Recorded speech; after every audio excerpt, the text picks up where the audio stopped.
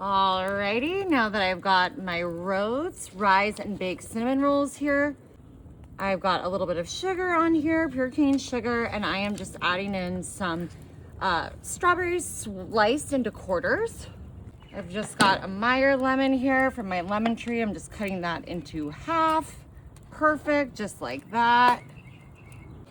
I'm going to juice the juice of half this lemon just right on top. You're gonna see why in a little bit, but that's gonna go perfectly with what we've got going on here. I'm just gonna add in some fresh blueberries. I'm kind of using what I had left over, had around. I'm gonna throw some chopped walnuts in here. You can leave them out or add any kind of nut you like. I just happen to have some chopped walnuts. I'm making the best of what we've got today. Alrighty, the secret ingredient here, I've got our lemon cook and serve Jello mix. I'm just gonna put in about half of this container. This is a 3-ounce box. Oop. There we go, I still got about half left in there. I'm gonna throw in some cinnamon. I know some people say lemon and cinnamon don't go together, but I think they go amazingly. I love it in tea or anything else that I can kind of combine them in. I think it's just great for your health and digestion. I'm gonna throw in a little bit of lemon zest. I know I get a lot of comments that these lemons look like oranges, but they are just Meyer lemons. They have a darker color and they're very juicy. They're great. They're from our tree, so kind of prevents us from having to buy lemons at the grocery store. But of course, if you don't have a lemon tree, you can do so.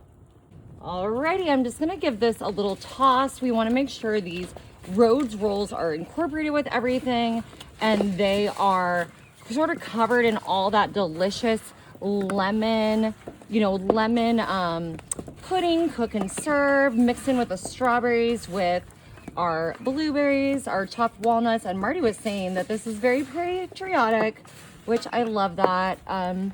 It wasn't intentional, but it is just a happy accident. So pretty. Okay, I've got some foil here. I did coat one side of it with Pam. I'm just going to very carefully kind of get these covered up. We want to create some nice heat insulation here. And I got my other side there. All right, I'm just gonna move this here closer to our flame so we can get some heat going, and we'll see you in just a few minutes. All righty, we've just had this over our flame here so everything could rise a bit. Look at that, perfect. We didn't have it on direct heat because they were coming from frozen. They needed a little bit more time, but even being near the heat source just kind of helps them puff up. Now I'm just putting a little bit of Pam onto my gloves here, and I'm just kind of coming in, giving this some pokes and everything, just shaping it a little bit, pressing some of that air out of it. That looks beautiful. All right, guys, I'm gonna wrap it up tight this time. Perfect. All right, we got this wrapped up tight. We're just gonna put it directly onto the heat for 30 minutes.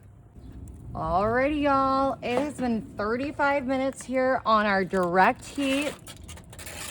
Check out this gorgeous, gorgeous open flame baking we did with our Rhodes rolls. Look at this, it's just a pull apart bread that looks so good with the fruit and everything. Woo, it's a little hot, y'all, but let me just tell you, you gotta try it.